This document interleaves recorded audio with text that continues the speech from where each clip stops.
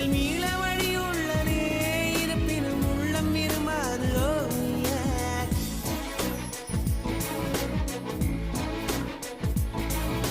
விழிகளின் அருகினில் வானம், வெகு தொலைவினில் தூக்கம். இது 5 புலன்களின் ஏக்கம், என் முதல் அனுபவம்.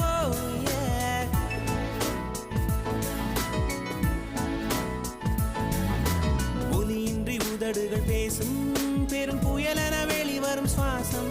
ஒரு சுவடின்றி நடந்திடும் பாதம், இது அதிசயம்.